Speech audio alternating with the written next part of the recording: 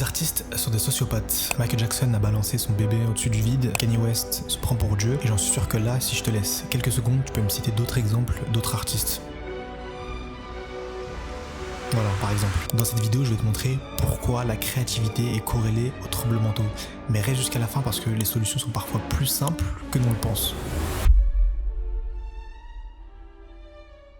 On peut clairement dire que Michael Jackson et Kanye West sont des bons exemples et des choix logiques pour montrer l'existence d'une certaine folie chez les artistes. Kanye West, il fait parler de lui très souvent dans les médias, mais pas pour les bonnes raisons. Propos clivants, racisme, misogynie lui sont souvent associés. I see good things about Hitler also. Every human being has something of value that they brought to the table, especially Hitler. About slavery for 400 years. For 400 years, that sounds like a choice. Like, you was there for 400 years and it's all of y'all. Like, I am a god. Everybody says, who does he think he is? I just told you who I thought I was, a god. Yo, Taylor, I'm really happy for you. I'm gonna let you finish. But Beyonce had one of the best videos of all time. One of the best videos of all time. I'm imagining if this is just the stuff he's saying on Twitter, could you imagine the type of stuff he's saying in real life, especially around his kids? Kanye West, il a été diagnostiqué d'un trouble bipolaire, anciennement appelé maladie maniaco-dépressive. Il s'agit d'un trouble de l'humeur qui s'alterne entre deux phases. Les phases maniaques, où l'on se sent comme le roi du monde, capable de tout, qui provoque une confiance excessive, pouvant mener à une surestimation maladive de soi. Et les phases dépressives, où on a tendance à s'isoler des autres, cultivant une solitude marquée par des pensées sombres. Mais Kanye West, il a reçu ce diagnostic tout en continuant à incarner la créativité et l'art à l'état pur. I wouldn't be able to explain that as much, just, you know, because I'm not a doctor. I can just tell you what I'm feeling at the time. And I feel a heightened connection with the universe when I'm ramping up. It is a health issue. This is like a sprained brain, like having a sprained ankle. And if someone has a sprained ankle, you're not gonna push on him more. Bipolar is basically a mood disorder that's characterized in fluctuations in mood, energy, activity, and your ability to really function on a daily basis. And it swings between these very high highs, mania or hypomania, and these low lows or depression. Yeah. And it affects about 2.5% of the American population. It can be often misdiagnosed for many years. And when it's not treated properly, it can wreak havoc on a patient or a person's financial life, their personal life, their work life, and it can be associated with an increased risk of suicide. We know that about 10 to 15% of bipolar patients die with suicide. The professor shows the class a video of Kanye declaring himself Moses. She tells the class that Kanye suffers from bipolar disorder, has a history of narcissistic tendencies, usually makes bombastic statements in order to promote an album, and belongs to a genre where grandiosity is normalized. Formerly known as manic depressive disorder, bipolar is essentially the consistent cycling of extreme mood swings between high periods of mania and low periods of depression. More so, manic phases have been known to give serious spiritual and creative insights. A plethora of notable figures such as Newton, Mozart, Edgar Allan Poe, and Van Gogh demonstrate serious signs of bipolar in their personal lives. Kanye himself has even declared bipolar to be his superpower. Et tu sais que la plupart des personnes atteintes de ce trouble vont puiser leur créativité dans leur phase maniaque et associent souvent cette phase à leur vraie personnalité, au point de craindre de perdre une partie de leur énergie créative si jamais elles prennent des traitements adaptés. I hate being bipolar. It's awesome. I have a theory about you, so tell me if this is correct. I feel like you feel like being bipolar is part of what makes you brilliant, part of what makes you you, and you embrace it.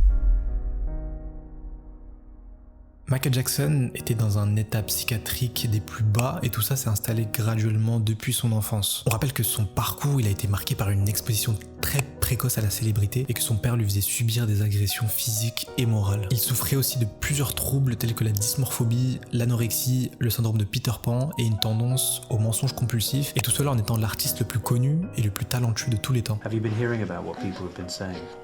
That's totally ignorant. I would never do that to my children or any child. Try to kill them? Come on, stupid. I love my children very much. I'm concerned that he does not appear to fully appreciate the risk of harm that was presented when he dangled that baby over the balcony. Attorney Gloria Allred even wrote a letter to the California Department of Social Services asking for them to investigate Jackson. So you use the term body dysmorphic disorder. What is that? Essentially, it's when you create a really distorted picture of what you actually look like. So what they see in the mirror is not what's actually occurring in reality. It's very obvious that Michael Jackson developed some sort of body dysmorphic disorder because of the multiple surgeries he had on his nose, to the point where I think it almost collapsed at one point. Michael, he'd had his nose done too many times. I had even spoke to the doctor about it. And I told him, I said, next time he come, put him under, cut him and sew him up and tell him you fix his nose. That's what I meant. I told him, please don't do anything else. What do you say to people who say, well, when Michael Jackson was a boy, he was a black kid, and now as an adult, he looks like a white man? So when they say things like you've had implants in your cheeks, oh God, you've had a dimple made in your chin, you've had your lips enlarged, you've had your eyelids reconstructed, eyelids reconstructed. It's stupid. None of it's true. None of it's true. None of it's true. It's BS. They made it up. Are you honestly saying that you've only ever had one operation? 2. You've had 2? As I can remember. Yeah, just 2. Your lips are very different now to what they were then. But they do look different. No, sorry. You don't think so? Nope. This is called growing and changing. Yeah, but even the shape of your face has changed. No, it has not. I've had no plastic surgery on my face, just my nose. It helped me breathe better so I can hit higher notes. There, as I know of, there is no such thing as skin bleaching. I have never seen it. I don't know what it is. I have a skin disorder that destroys the pigmentation of the skin. It's something that I cannot help. In some ways, I can understand it, especially given your childhood. I mean, while we've talked, I've begun to understand how difficult that was for you, how unhappy you were as a child. Yeah. As an adolescent, how unhappy you were about your appearance. You told me in Neverland that your father used to insult you. You told me in Las Vegas your father used to talk about your nose. Yeah. So I can understand why you wanted to change your appearance. Yeah. It makes sense. Some lady recognized my brothers and all of us. She goes, oh my God, it's the Jackson 5. Where's little Michael? Where's little Michael? She's looking around, looking down. Where's little Michael? And another person goes, there he is. And she goes, ugh, what happened? Just like that. And God, I just could have died right there. Depuis Aristote jusqu'aux penseurs romantiques, les philosophes et médecins observent une association entre créativité et folie, les rendant selon eux indissociables. Donc l'hypothèse serait que les personnes hautement créatives seraient beaucoup plus vulnérables aux troubles psychiatriques, notamment les troubles de l'humeur. Une étude de Nancy Andreasen en 2008 a tenté de démontrer ce fameux lien, mais elle a trouvé cette relation difficile à étudier pour plusieurs raisons.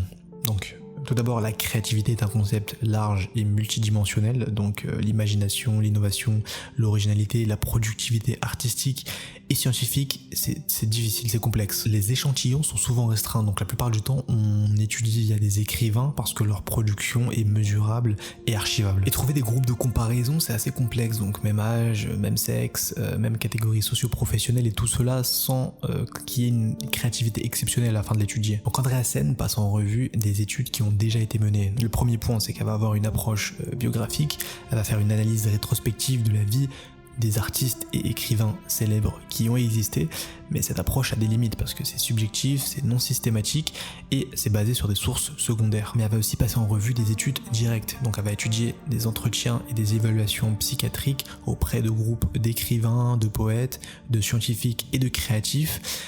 Mais malheureusement ces études sont beaucoup plus rares même si la méthodologie est très solide. Et elle va aussi étudier des groupes de contrôle, donc regarder des personnes qui ont le même niveau d'études et de carrière et comparer la prévalence aux troubles de l'humeur. Et les données vont converger sur plusieurs points, donc il y a effectivement une prévalence élevée des troubles de l'humeur, donc les écrivains et les artistes présentent davantage de troubles bipolaires et dépressifs que la population en général. Ce sont les écrivains en particulier qui semblent les plus vulnérables, donc devant les scientifiques ou les peintres. peintre. En deuxième point, on voit aussi qu'il y a une corrélation partielle avec la créativité, donc ce ne sont pas toutes les personnes créatives qui souffrent de troubles de l'humeur, mais la fréquence est beaucoup plus importante dans les populations où il y a des personnes créatives. Et on a aussi le point de famille de créatifs, donc on observe également qu'il y a beaucoup plus de troubles psychiatriques dans la parenté qui suggèrent une composante génétique ou biologique partagée, qui a à la fois une vulnérabilité au niveau de la créativité et de l'instabilité de l'humeur. Andreasen évoque plusieurs mécanismes. Donc premièrement, il y a la pensée directe. Donc la créativité en tant que telle, c'est la capacité à générer de nombreuses idées nouvelles par rapport à la population moyenne, ce qui peut être facilité par une humeur expansive telle que l'hypomanie ou la manie légère. Et un autre point, ça va être la sensibilité accrue. Donc les personnes créatives vont avoir beaucoup plus de réactivité émotionnelle, ce qui peut les rendre beaucoup plus vulnérables à la dépression ou à la fluctuation de l'humeur. Et en dernier point, on a un facteur génétique commun. Donc certains gènes liés aux neurotransmetteurs tels que la dopamine ou la sérotonine pourraient contribuer à la fois à la créativité et aux troubles affectifs. Un point important aussi à noter, c'est une inquiétude qui est aussi fréquente. Donc les artistes craignent que les traitements médicaux, que ce soit les antidépresseurs ou les stabilisateurs de l'humeur, viennent diminuer leur productivité, voire faire disparaître leur inspiration. Et Andreasen a des positions fermes sur toute cette étude. Donc selon elle, les épisodes maniaques sévères sont en réalité dysfonctionnels. Donc c'est pour elle plus un problème de désorganisation et d'incapacité à travailler de manière soutenue. Et selon elle, un traitement bien adapté qui stabilise l'humeur peut favoriser la créativité en permettant à l'individu d'avoir beaucoup plus d'énergie, beaucoup plus de concentration et avoir la constance nécessaire pour mener à bien chaque projet au final. Et Andreasen, elle a une vision nuancée car selon elle, ce n'est pas soigner la créativité, mais c'est plus réduire la souffrance et améliorer le fonctionnement global tout en respectant la singularité de la personne créative bien évidemment. Il existe donc une corrélation significative entre créativité et troubles de l'humeur, notamment quand c'est lié à la dépression et aux troubles bipolaires. Les personnes atteintes de ce trouble vont souvent confondre leur phase maniaque avec un élan de créativité. Et en réalité, ces épisodes, ils leur donnent surtout une envie de faire et finir les choses au plus vite, mais de manière brouillonne et désorganisée. Leur phase maniaque va leur créer une illusion de toute puissance et leur faire croire qu'elles sont capables de plus que leur capacité réelle. Mais si une personne, elle compte uniquement sur ses phases maniaques, elle va jamais tenir sur le long terme. Et c'est pourquoi, pour moi, il est essentiel de leur faire comprendre que ces personnes, elles peuvent être tout autant créatives dans un état stable, notamment lorsqu'elles suivent un traitement médical. Certes, la sensation n'est pas la même que pendant un épisode maniaque, donc on va pas avoir ce sentiment de toute puissance, mais sa stabilité va assurer une créativité beaucoup plus durable et une plus grande longévité. Et la créativité s'épanouit d'ailleurs mieux dans des environnements où les artistes ont accès à une stabilité émotionnelle, à un soutien social et à une liberté d'expression. Le but n'est pas ici de pointer du doigt les artistes ou les personnes atteintes de ces troubles, c'est de leur faire comprendre d'humain à humain que de demander et d'accepter de l'aide, c'est tout à fait normal, c'est tout à fait ok. Et le monde artistique, tout comme les spectateurs, devrait prendre de plus en plus au sérieux ces problématiques liées à la santé mentale. Et ce qui est cool aujourd'hui, c'est que les artistes peuvent utiliser les réseaux sociaux pour parler ouvertement de leur état psychologique et du coup aider en même temps les personnes qui sont dans le même cas. Avant les années 2000, la communication était verrouillée, donc les artistes, ils n'avaient pas le moyen d'aborder ces sujets sensibles. Et on peut ajouter aussi le fait qu'une enquête du collectif Cura met en lumière un fait préoccupant. Donc bien souvent les artistes ne se rendent pas compte qu'ils ne vont pas bien et leur entourage ne perçoivent même pas les signaux d'alerte. C'est un truc de fou.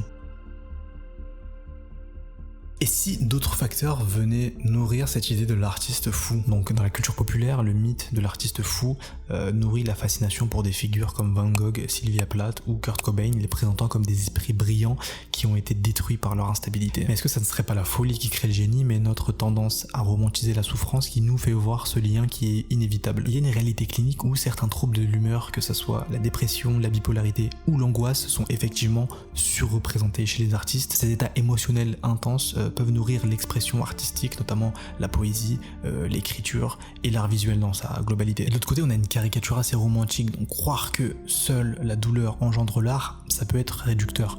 Prenons l'exemple de Taylor Swift qui, elle, a puisé une grande partie de sa créativité dans des périodes de stabilité émotionnelle et de discipline professionnelle. On peut donc dire que la créativité n'exige pas la souffrance, elle peut fleurir aussi bien dans la sérénité que dans la tourmente. Un autre point important peut être la pression du milieu artistique. La santé mentale des artistes ne dépend pas uniquement d'une prédisposition individuelle, mais aussi de conditions sociales et professionnelles. Et il y a des facteurs aggravants dans leurs conditions sociales et professionnelles, donc on peut prendre l'exemple de l'exposition médiatique extrêmes, comme Michael Jackson un peu plus tôt, l'harcèlement et l'invasion de la vie privée, donc avec TMZ, les paparazzis, etc.